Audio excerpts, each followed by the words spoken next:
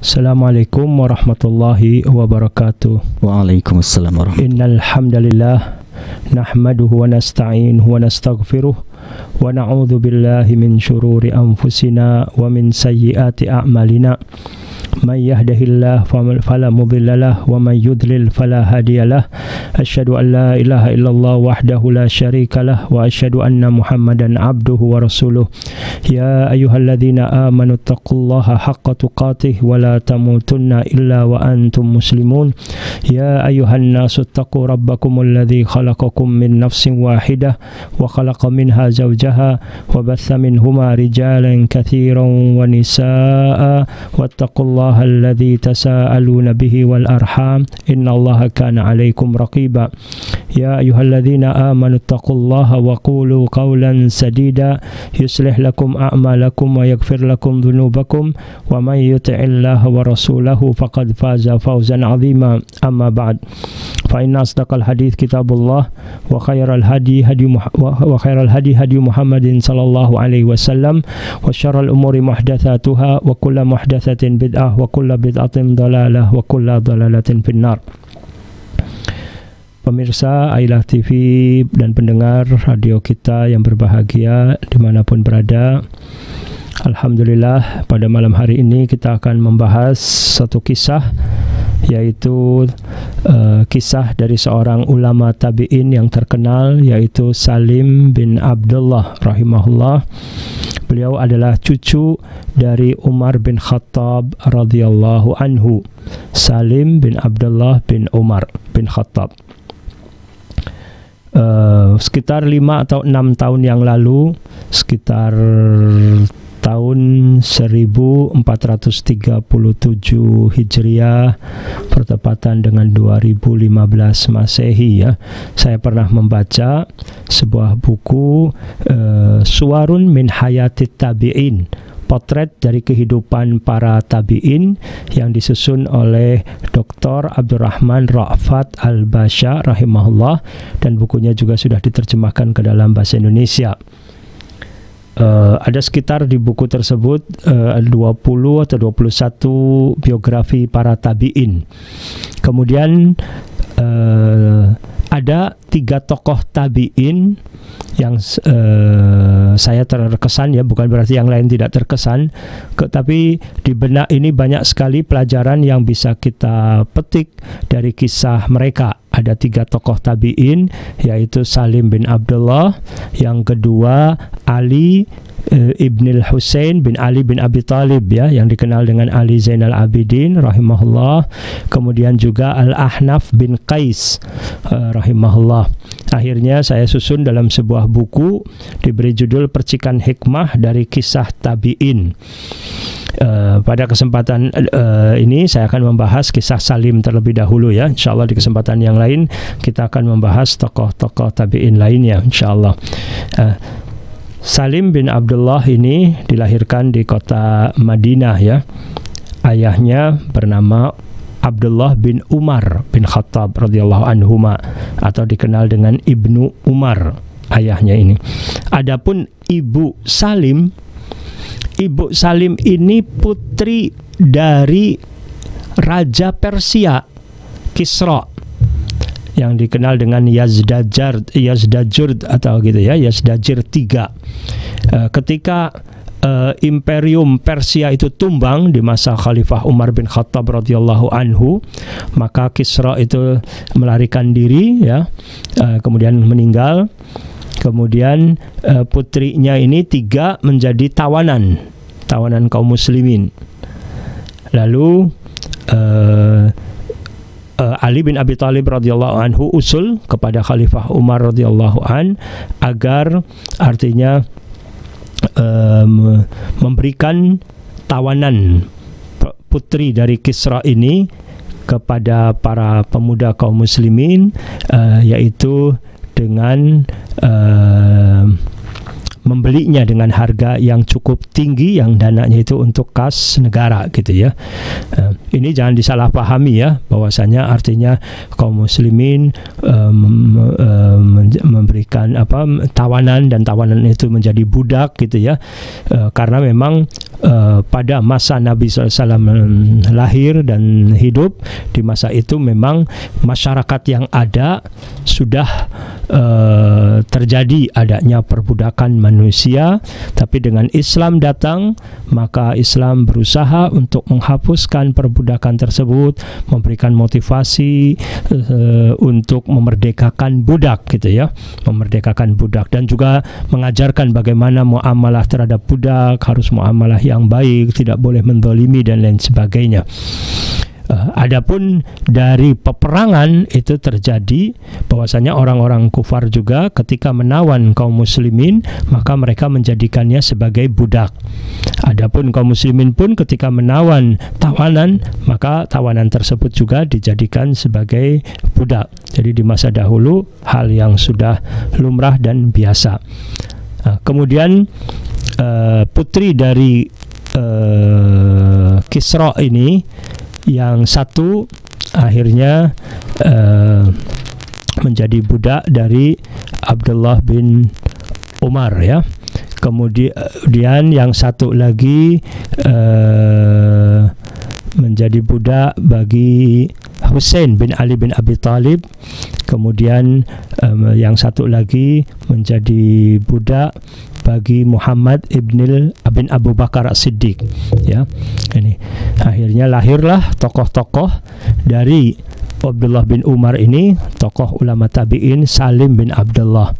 Adapun dari Husain bin Abi Thalib radhiyallahu anhuma lahirlah Ali Zainal Abidin. Kemudian dari Muhammad bin Abu Bakar As-Siddiq radhiyallahu anhu lahirlah ulama juga, ulama Madinah yang terkenal, yaitu Al-Qasim bin Muhammad bin Abu Bakar. Ya, jadi ibu dari Salim bin Abdullah ini adalah putri dari Raja Persia ya. Ya. Kemudian Salim dibesarkan di bawah didikan ayahnya dan juga para sahabat yang lain yang masih hidup. Belajar Salim di Masjid Nabawi ya. Salim menggunakan kesempatan emas ini, di mana hidup masih di masa para sahabat. Beliau belajar dari Abu Ayyub Al-Ansari, dari Abu Hurairah, dari Abu Rafi', dari Abu Lubabah, yang sekitar 2 pekan yang lalu atau ya pernah kita bahas tentang kisah Abu Lubabah.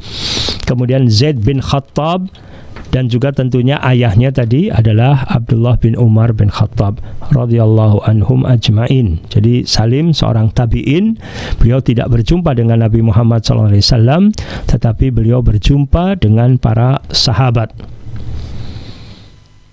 Kemudian akhirnya Salim di kemudian hari pun menjadi tokoh panutan bagi kaum muslimin, pemuka di kalangan tabi'in, seorang ahli fikih Madinah yang menjadi tempat rujukan bagi umat Islam dalam bertanya tentang masalah agama, dan beliau juga dijadikan rujukan untuk menimba ilmu syariat dan tempat berkonsultasi tentang problem-problem agama, juga masalah-masalah kehidupan yang pelik.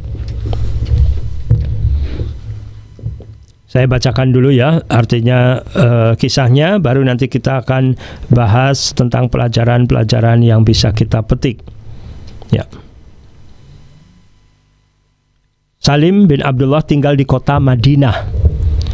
Ya, saat itu Madinah penuh dengan kenikmatan dan kekayaan, harta yang berlimpah ruah dibandingkan keadaan sebelumnya waktu di masa Rasul Shallallahu Alaihi Wasallam, istilahnya ya. Walaupun sebelum wafatnya Islam sudah mulai berkembang, kemudian juga keadaan ekonomi sudah lebih membaik. Ya, ini rezeki datang dari segala penjuru kota. Ya. Kemudian Salim ini hidup di masa kekhalifahan Bani Umayyah ya. Ya. Tapi Salim sendiri tidak tergoda oleh rayuan dunia yang fana. Beliau bersikap zuhud, tidak butuh dengan apa yang dimiliki oleh orang lain. Beliau lebih memilih apa yang ada di sisi Allah. Orientasinya hanya mengharap kenikmatan yang abadi kelak di akhirat. Ya. Khalifah Bani Umayyah berusaha memberi hadiah untuk beliau maupun pemberian lainnya, namun ditolak semuanya. Di Salim ini tidak rakus terhadap harta. Dunia ini di matanya sangat kecil dan tidak bernilai. Suatu ketika ada satu kejadian ya, Khalifah Sulaiman bin Abdul Malik saat ibadah haji ya, saat haji datang dari Damaskus ke Mekah. Saat itu Salim juga sedang berada di Mekah, sedang ibadah di Masjidil Haram. Raja Sulaiman ini ketika melihat Salim sedang berdoa, sedang menangis, sedang membaca Quran, berzikir kepada Allah, raja mendatanginya, mengatakan, "Wahai Salim," setelah mengucapkan salam gitu ya, "Wahai Salim, kamu butuh apa? Apa yang kamu inginkan dari saya? Saya akan beri permintaan kamu." Kalau tidak salah saya pernah cerita kisah ini ya. Kemudian Salim mengatakan, "Wahai Amirul Mukminin, saya ini sedang berada di Baitullah, sedang ada di rumah Allah. Saya malu minta kepada selainnya." Baru raja ini menjadi sadar bahwasanya Salim tidak menginginkan minta sesuatu pun dari makhluk yang ada, dari manusia, walaupun dari raja juga, karena beliau sedang berada di masjid. Raja membiarkan Salim meneruskan ibadahnya, zikirnya, doanya, baca Qur'annya sampai selesai. Salim pulang meninggalkan masjid, raja mengikuti dari belakang. Biasa banyak orang-orang itu ketika Salim itu pergi, itu banyak yang mengerumuni, mengucapkan salam, mendoakan, dan bertanya tentang pertanyaan-pertanyaan masalah agama, masalah pribadi, nanti dijawab sambil jalan. Tapi ketika melihat Raja Khalifah ini berjalan, ingin juga berbicara dengan Salim, maka mereka juga memberikan kesempatan kepada Khalifah untuk berbicara. Tapi Khalifah pun menunggu sampai Salim berada di luar masjid, baru Raja menyapa kembali, "Wahai Salim, sekarang kita sudah berada di luar masjid. Sekarang Anda ingin apa? Apa yang Anda inginkan? Saya akan beri."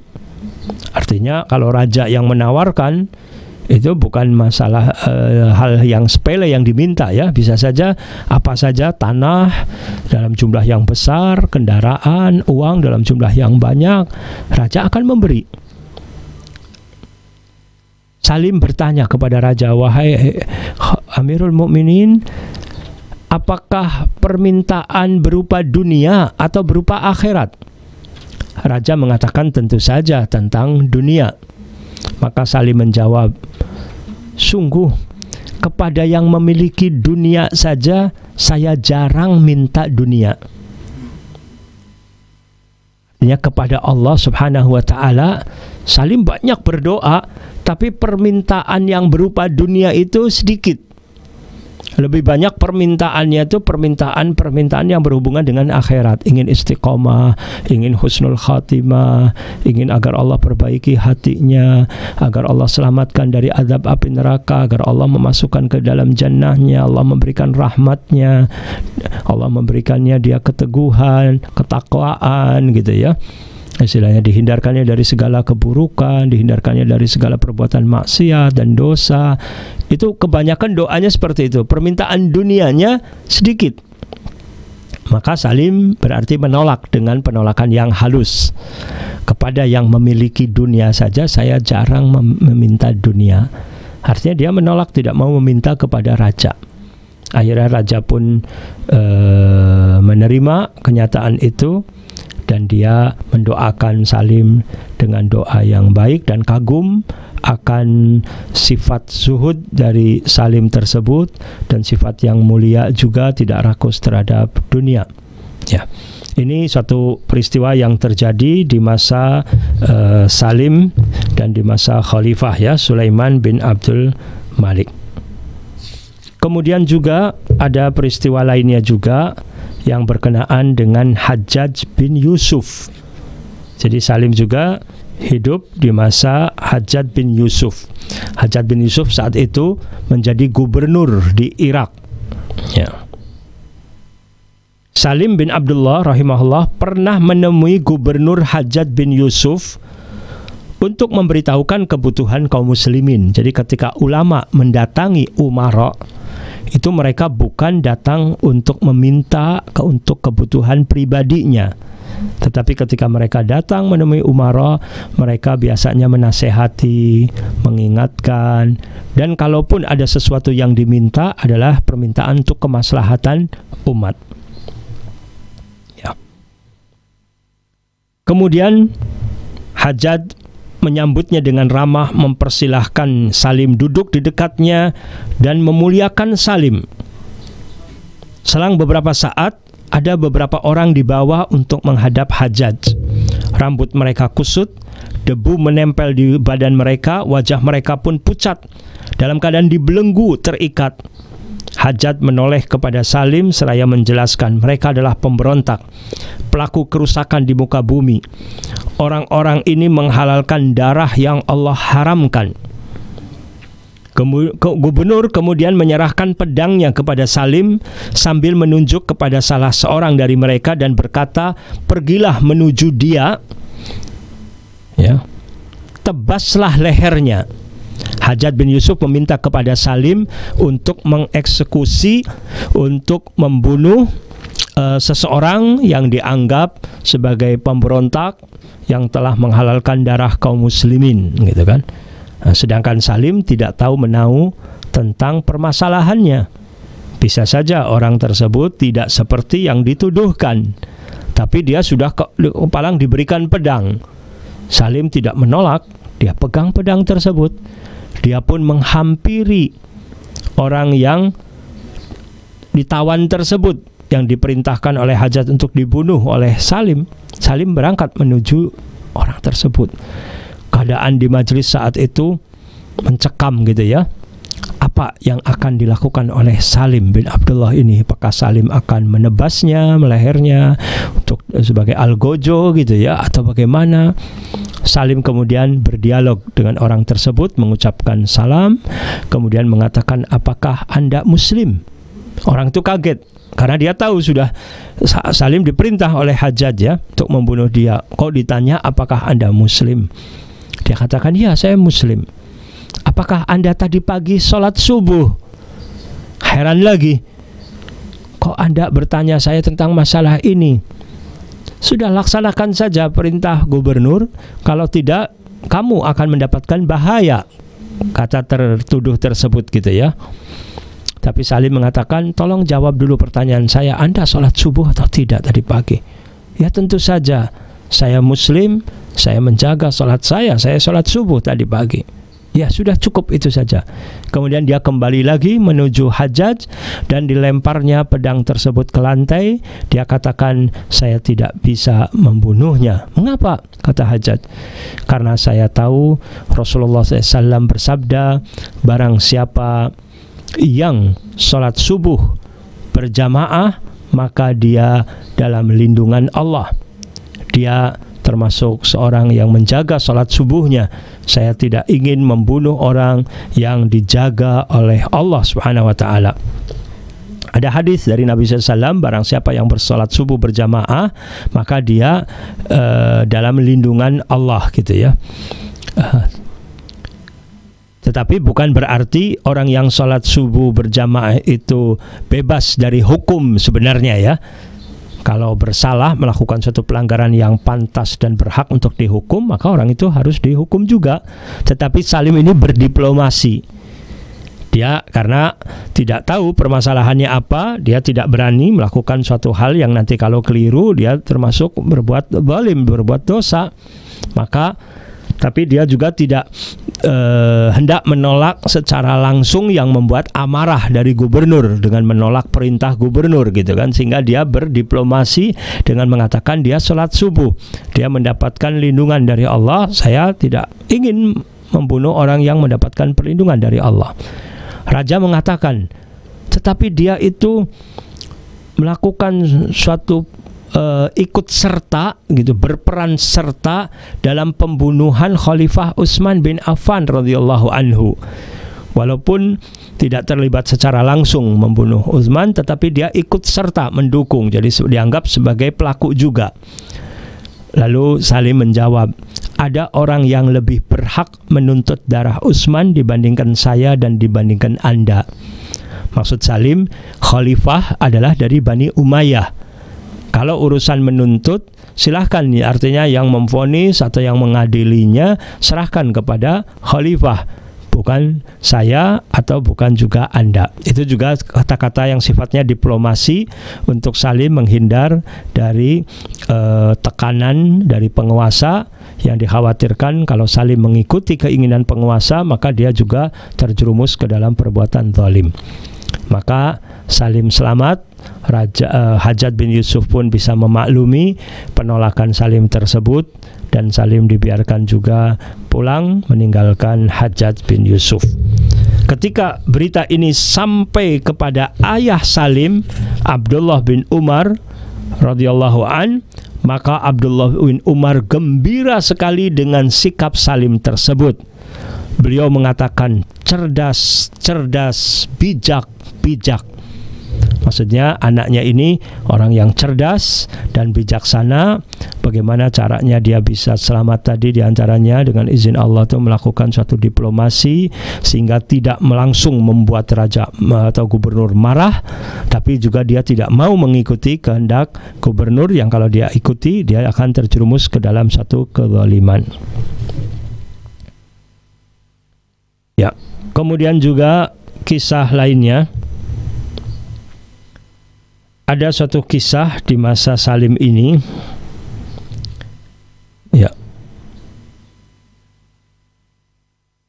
para penguasa dan gubernur akan dicintai oleh rakyat kalau kedudukan mereka itu dekat dengan ulama, serta mereka tidak sungkan meminta atau menerima nasihat-nasihat ulama.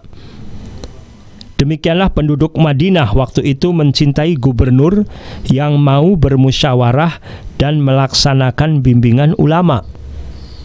Ketika wali kota atau gubernur itu banyak meminta nasihat dari Salim, maka masyarakat juga akan cinta kepada gubernur tersebut, ya. Tapi apabila ada gubernur yang menyalahi dan tidak menerima nasihat-nasihat Salim, maka penduduk Madinah membencinya, sehingga mengharuskan khalifah pun untuk mengganti gubernur tersebut. Ketika khalifah melihat bahwa masyarakat penduduk Madinah tidak suka kepada gubernur ataupun wali kota di Madinah, maka khalifah pun memecatnya, menggantinya dengan yang lain. Ini pernah dialami oleh Abdurrahman bin Dhahhak, yaitu gubernur Madinah atau wali kota Madinah pada masa Khalifah Yazid bin Abdul Malik.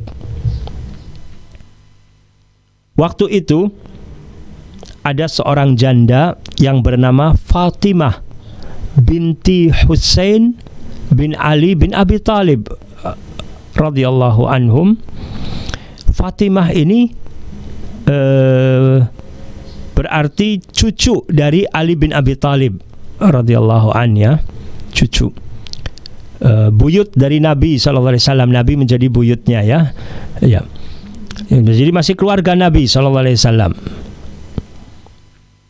Ibnu Dhahhak ini melamar Fatimah, ya. Fatimah ini menjanda, putri dari Husain bin Ali bin Abi Thalib. Tapi Fatimah menolak dengan halus. Fatimah mengatakan, saya tidak berpikir untuk menikah lagi. Saya ingin memfokuskan sisa hidup saya untuk mendidik dan membesarkan anak-anak saya. Tapi Ibnu Dhahhak terus mendesak setengah memaksa. Sementara Fatimah tetap menolak dengan halus agar dia tidak tersinggung, agar gubernur tidak marah. Tapi akhirnya Ibnu Dhahhak mengancam, demi Allah, jika engkau tidak mau menjadi istriku, akan kupenjarakan dan aku akan cambuk anak sulungmu. Yang akan dipenjarakan anaknya, anak kandung dari Fatimah itu.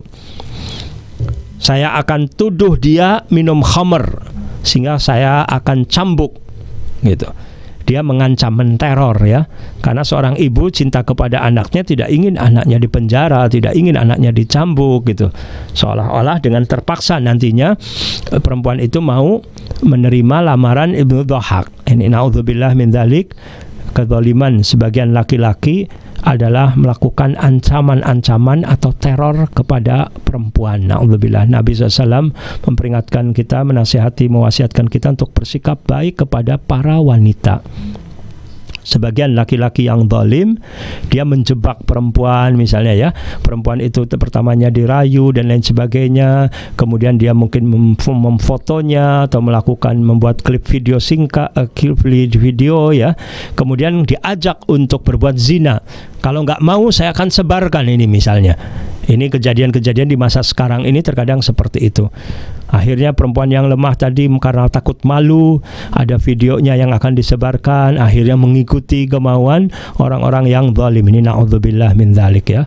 Naudzubillah min dzalik. Semoga Allah lindungi kita semua dari sikap ini, dan Allah jaga kaum wanita-wanita muslimah kita supaya mereka juga bisa istiqomah dan tidak masuk perangkap jeratan orang-orang yang berbuat zalim. Fatimah binti Husain mengadukan masalah tersebut kepada Salim bin Abdullah, ulama Madinah. Salim menyarankan agar Fatimah menulis surat melaporkan kepada khalifah akan kezaliman gubernurnya, sambil menyebutkan identitas dan status diri sebagai ahlul bait, keluarga Nabi SAW. Fatimah pun mengikuti saran dari Salim bin Abdullah. Dia menulis surat lalu mengutus seseorang menuju Damaskus, ke ibu kota dari kekhilafahan Bani Umayyah. Pada saat yang hampir bersamaan, Khalifah memerintahkan Ibnu Hurmuz, pegawainya yang mengawasi kantor keuangan di Madinah, agar segera datang ke Damaskus untuk membawa laporan-laporan keuangan. Ibnu Hurmuz pamit kepada keluarga serta kerabatnya, kemudian singgah sejenak untuk berpamitan kepada Fatimah binti Husain dan keluarganya. Saya hendak pergi ke Damaskus, apakah ada sesuatu yang bisa saya bantu? Maka Fatimah mengatakan, ya, saya minta tolong supaya Anda melaporkan kepada khalifah tentang gangguan dan tekanan gubernur Ibnu Dhahak atas saya.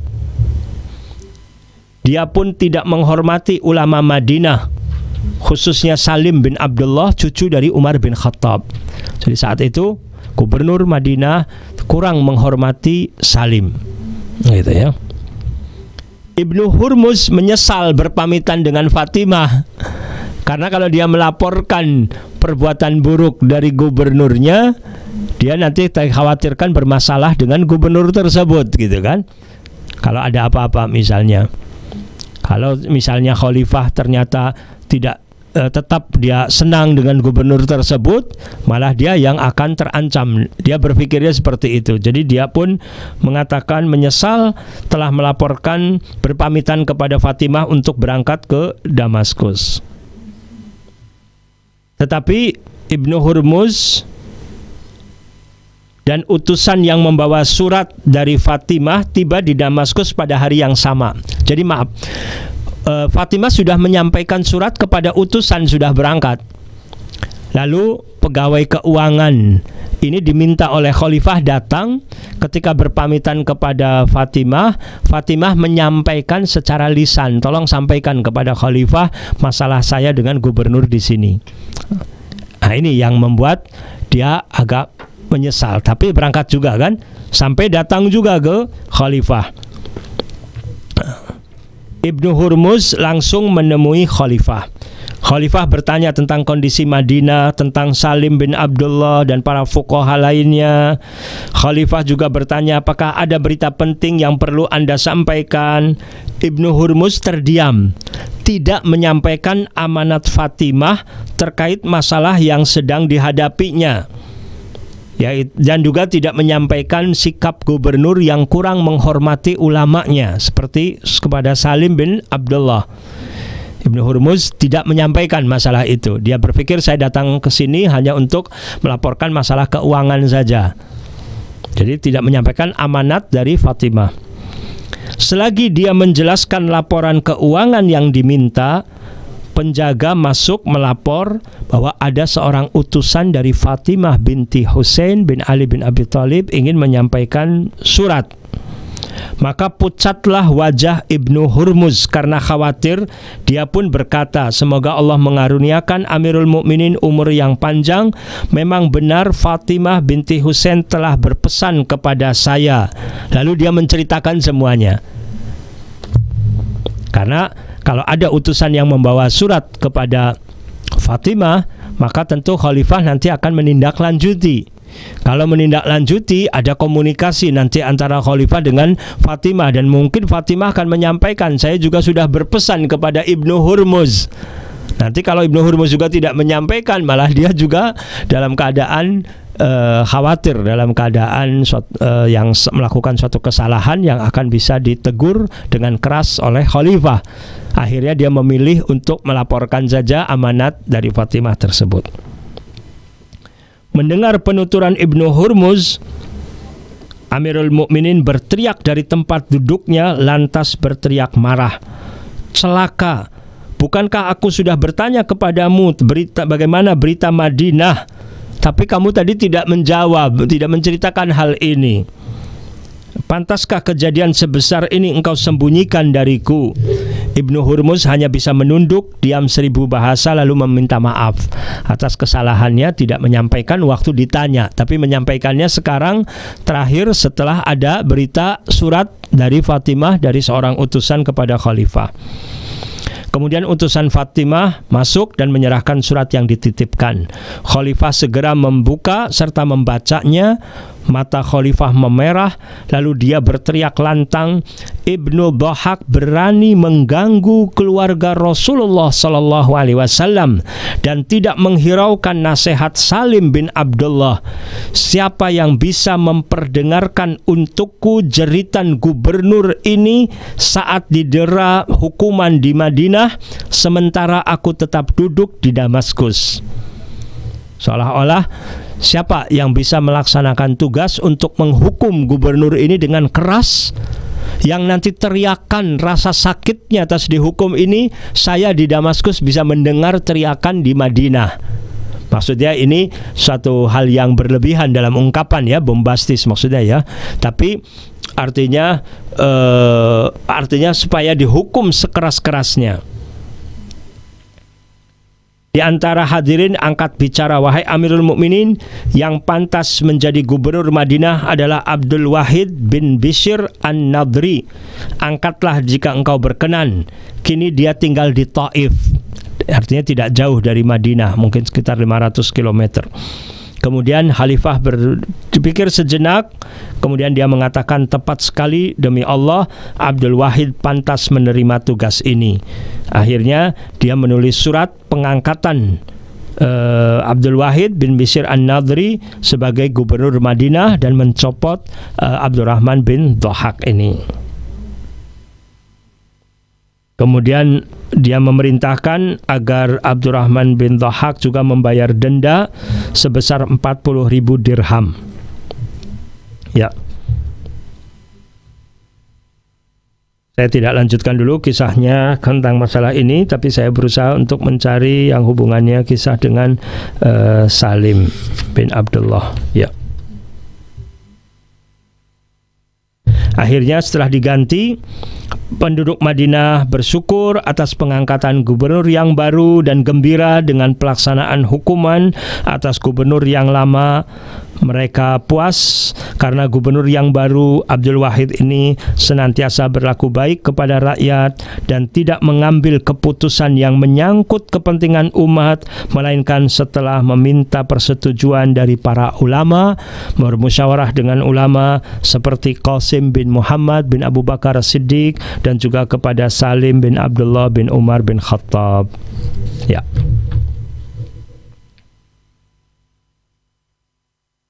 Ini kisah Artinya hubungan antara Salim juga seorang ulama yang dekat dengan rakyat. Ketika ada rakyat yang merasa dizalimi, merasa kesulitan-kesulitan, mereka juga menghubungi Salim dan meminta saran dan meminta nasihat kepada Salim.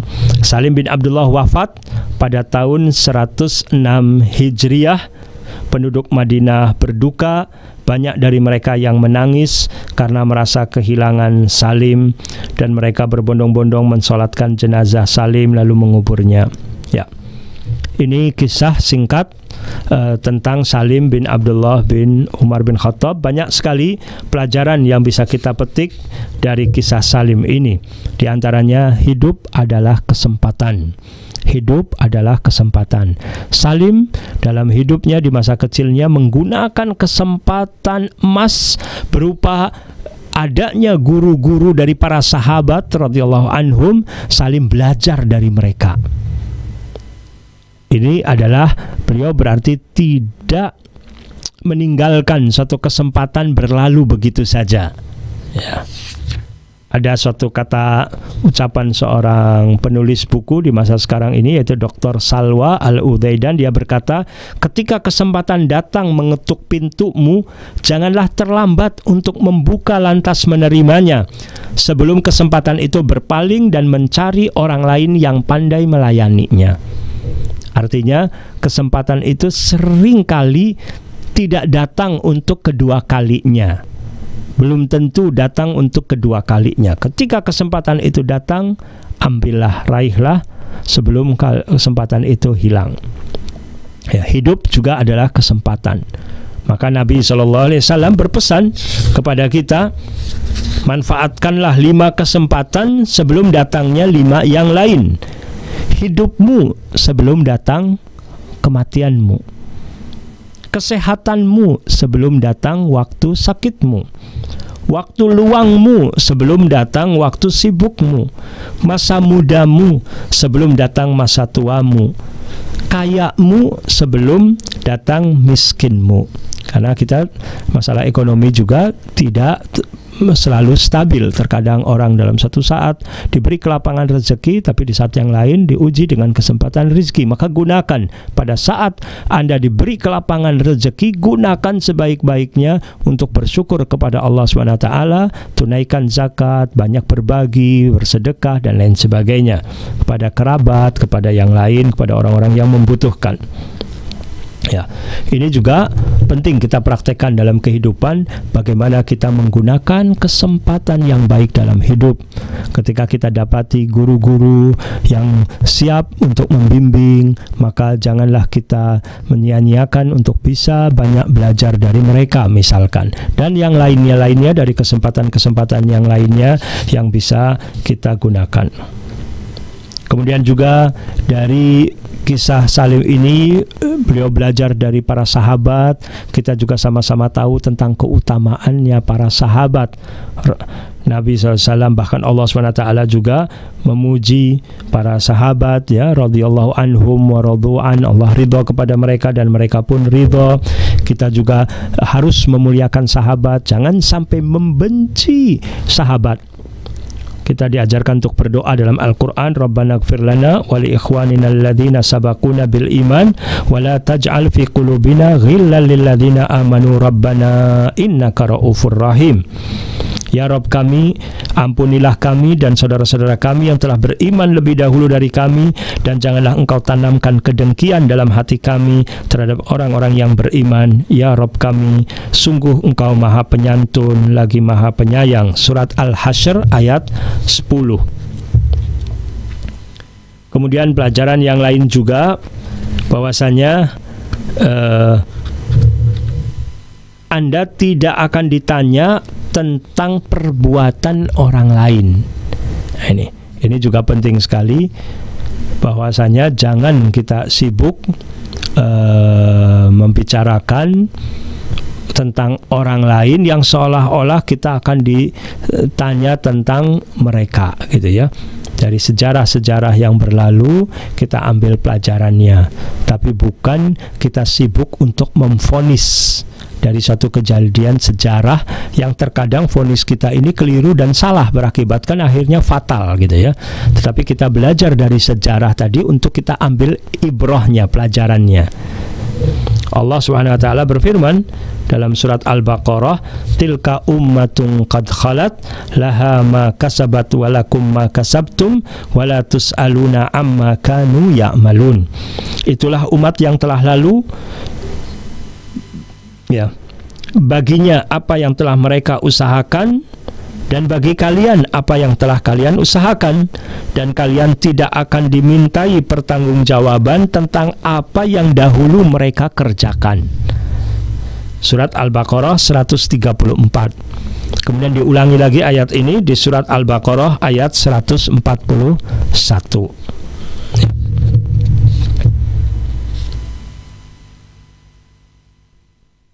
Kemudian pelajaran lainnya juga kita bisa mengambil pelajaran tentang ilmu itu meninggikan martabat seseorang. Salim bin Abdullah ini terkenal dengan seorang yang berilmu, yang dengan ilmu ini meninggikan martabat seseorang. Bukan hanya di mata manusia, tetapi bahkan di sisi Allah Subhanahu wa taala, Allah meninggikan derajat orang-orang yang beriman, orang-orang yang berilmu, yang beramal soleh ya.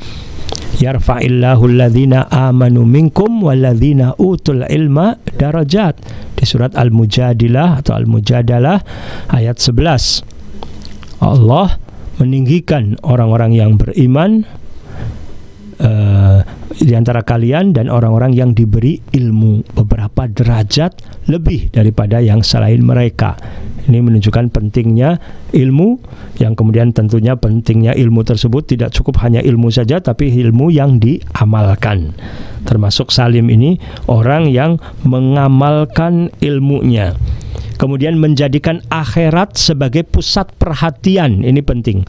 Salim ini dalam hidup orientasinya akhirat. Dia bukan orang yang orientasinya dunia. Nah, kita berharap, berdoa kepada Allah agar Allah menjadikan kita sebagai orang yang orientasinya akhirat. Allah berfirman dalam surat Al-Qasas ayat 77, wabtaghi fima ataqallahu daral akhirah wala tansa nasibaka minad dunya. Carilah apa yang Allah berikan kepadamu berupa negeri akhirat dan jangan lupa nasibmu di dunia. Jadi kita ini akan nanti pulang lagi kembali ke kampung akhirat. Itulah negeri kita, sesungguhnya di dunia ini hanyalah sementara saja. Ini. Jadi ini juga penting menjadikan akhirat sebagai tujuan. Ya. Ada ucapan seorang ulama nasihat ya, bagus sekali. Profesor Dr. Hamka rahimahullah berkata, hakikatnya kita ini telah menjual diri kepada Allah. Ulama yang telah menjual dirinya kepada Allah tidak bisa dijual lagi kepada pihak manapun. Beliau lagi ingin memberikan nasihat kepada para ulama, para orang-orang yang berilmu ya, bahwasanya mereka itu sudah menjual diri mereka kepada Allah. Sebagaimana firman Allah, innallaha ashtara minal mu'minina anfusahum wa amwalahum bi anna lahumul jannah. Sesungguhnya Allah telah membeli dari orang-orang beriman baik diri mereka maupun harta mereka dengan memberikan jannah, surga untuk mereka. Ya. Ini penting sekali. Jangan sampai kita menjadi orang yang diperbudak oleh dunia sehingga kita telah nantinya naudzubillah menggadaikan ya dunia, menggadaikan agama kita, menjual agama, menjual akidah untuk jabatan, untuk harta dan lain sebagainya yang naudzubillah akhirnya mendapatkan murka Allah Subhanahu wa taala. Ini penting bagi para kaum muslimin yang menduduki jabatan-jabatan tertentu agar jabatan tersebut dijadikan sarana untuk ibadah kepada Allah, untuk memberikan kemudahan, memberikan pelayanan yang terbaik kepada masyarakat, tidak mempersulitnya, tidak menzalimi manusia dan lain sebagainya. Sehingga dia berarti telah bersyukur kepada Allah atas jabatan yang diembannya tersebut. Kemudian pelajaran-pelajaran lainnya lagi yang bisa kita petik adalah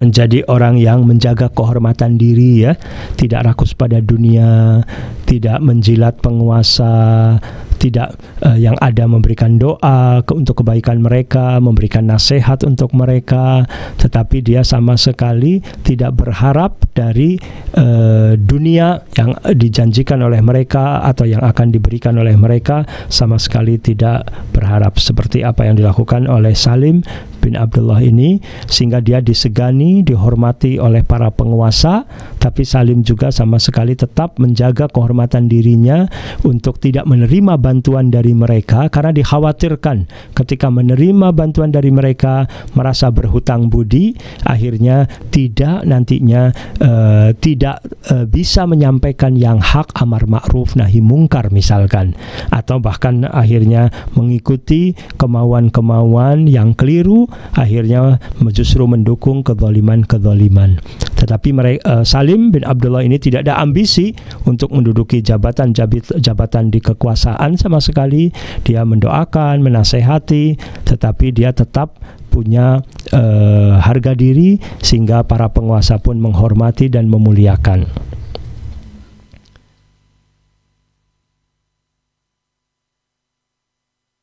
Kemudian juga bagaimana kita juga berusaha untuk berlatih terus untuk berdiplomasi, sebagaimana yang dilakukan oleh Salim juga berdiplomasi, ya, sehingga dia tidak berkata apa adanya begitu saja tanpa diplomasi yang bisa menimbulkan nanti ketersinggungan dan marah, tetapi juga tidak mengikuti sesuatu yang salah. Ini pengertian diplomasi ini seperti ini. Artinya menyusun kata-kata yang lebih baik, lebih bijak, sehingga ucapan-ucapannya tersebut bisa diterima, tetapi dia tetap istiqomah, dia memegang prinsip dan tidak melakukan suatu hal-hal yang keliru, apalagi yang fatal. Ya, mungkin itu saja dulu yang bisa saya sampaikan, ya. Semoga kisah Salim ini yang luar biasa, sangat zuhud, sangat sederhana sekali, dan dia juga tetap fokusnya kepada akhirat. Mudah-mudahan Allah Subhanahu wa taala memberikan hidayahnya untuk kita semua, dan juga bisa meniru juga apa yang diajarkan dalam Islam ini dari Al-Qur'anul Karim, dari wahyu Allah dan dari lisan Rasulullah SAW, dan juga perilaku Nabi SAW dan ketetapan beliau, sehingga kita bisa berjalan di dunia ini lurus, mendapatkan bimbingan Allah Subhanahu wa taala sesuai dengan apa yang Allah kehendaki, dan sehingga sampai wafatnya kita berharap agar Allah wafatkan kita dalam keadaan husnul khatimah, tetap iman, tetap Islam, tetap istiqomah. Semoga Allah Subhanahu wa taala melindungi kita semua, menjaga kita semua dari segala keburukan, dan keluarga kita serta kaum muslimin pada umumnya. Wassallallahu ala nabiyina Muhammad wa ala alihi wasahbihi wasallam, wa akhiru da'wana alhamdulillahirabbil alamin. Assalamualaikum warahmatullahi wabarakatuh. Waalaikumsalam warahmatullahi wabarakatuh.